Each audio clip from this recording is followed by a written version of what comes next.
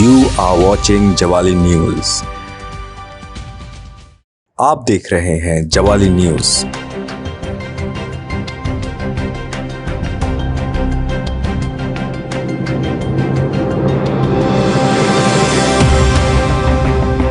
Президент Путин публично обвиняет США во лжи. नमस्कार दोस्तों, मैं वरुण बघेल और आप देख रहे हैं जवाली न्यूज। हर खबर पे है हमारी नजर।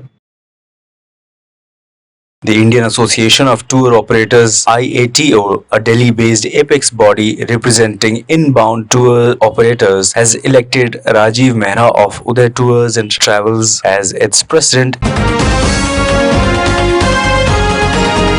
The rise in coronavirus is currently causing concerns in India. The same has led to Tamil Nadu Health and Family Welfare Department issuing fresh travel guidelines for both domestic and international passengers.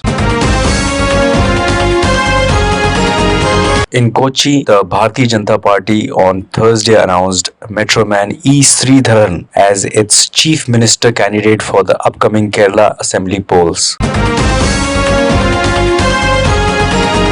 Pakistan Prime Minister Imran Khan on Saturday won the trust of the National Assembly by securing 178 votes, 6 more than the required number, to ensure his tenure in the office following a major setback in the recent Senate polls. Bengal's biggest fight today in Nandigram, 39 seats up for poll in Assam. In Bengal, polling is taking place amid strict COVID-19 guidelines in 9 seats of Paschim Medinipur, 8 in Bankura, 4 in South 24 Parganas and 9 seats in Purva Medinipur. The 51st Dada Saheb Phalke Award to be conferred upon actor Rajinikanth. India detects over 72,000 new cases, nearly 40,000 are from Maharashtra. The third phase of India's COVID-19 vaccination drive begins Thursday, with everyone above the age of 45 eligible for the shot. Damoh में होने जा रहे उपचुनाव में भाजपा भारी मतों से जीत का परचम फहराएगी, ये कहना है जबलपुर के सांसद राकेश सिंह का। उन्होंने स्टार प्रचारक लिस्ट में माधवराव सिंधिया को 10वां स्थान देने के मामले में कांग्रेस के बयान पर उन्होंने पलटवार किया। राकेश सिंह ने कहा है, दूसरे उपचुनावों की तरह मुख्यमंत्री शिवराज सिंह चौहान और प्रदेश अध्यक्ष वी.डी. शर्मा की अगुवाई में दमोह उपचुनाव में भी भाजपा भारी मतों से जीतने जा रही है, क्योंकि जनता को भरोसा है। भाजपा की सरकार मुख्यमंत्री शिवराज सिंह चौहान के नेतृत्व में ही मध्य प्रदेश में सुशासन दे सकती है और विकास कर सकती है। इसके साथ ही ज्योतिरादित्य सिंधिया को स्टार प्रचारक की सूची में 10वें नंबर पर रखने को लेकर कांग्रेस द्वारा लगाए जा रहे आरोपों पर राकेश सिंह ने पलटवार किया। उन्होंने कहा कि नंबरों की खेल में कांग्रेस बुरी तरह पिछड़ चुकी है और कांग्रेस ने यदि जनता के विश्वास का नंबर देख लिया होता तो आज पार्टी की ये दुर्दशा नहीं होती। लोकसभा के मुख्य सचेतक और सांसद राकेश सिंह ने कांग्रेस में जारी घमासान पर भी पार्टी को आड़े हाथों लिया और कहा कि कांग्रेस अंतर्विरोध और अंतर्कलह दोनों से ग्रसित है। उन्होंने कहा है कि मुख्यमंत्री कमलनाथ हो या फिर दिग्विजय सिंह, वे आपस में लड़ तो सकते हैं लेकिन जनता का विश्वास नहीं जीत सकते। राकेश सिंह ने दावा किया है कि भाजपा का एक एक कार्यकर्ता आत्मविश्वास से भरा हुआ है। राकेश सिंह ने कांग्रेस नेता पीसी शर्मा पर पलटवार करते हुए कहा है कि कांग्रेस नेताओं का डर स्वाभाविक है और उनके पास ऐसे चेहरे नहीं है जिन्हें दमोह के उपचुनाव में उतार सके। राकेश सिंह की माने तो भाजपा की यह परंपरा हमेशा से रही है कि जहां भी चुनाव होते हैं पार्टी के कार्यकर्ता जनता के बीच जाकर अपनी उपस्थिति दर्ज कराते हैं। देखिए, कांग्रेस अंतर विरोध और अंतर कलह दोनों से ग्रसित है। भारतीय जनता पार्टी का एक एक कार्यकर्ता आत्मविश्वास से भरा हुआ है और बाकी के उपचुनाव की तरह दमोह में भी शिवराज जी के नेतृत्व में, पार्टी अध्यक्ष वी.डी. शर्मा जी के नेतृत्व में भारी मतों से भारतीय जनता पार्टी जीतने वाली है, क्योंकि मध्य प्रदेश की जनता को अब इस बात का पूरा विश्वास है कि भारतीय जनता पार्टी की सरकार ही शिवराज जी के नेतृत्व में मध्य प्रदेश में सुशासन दे सकती है, विकास कर सकती है।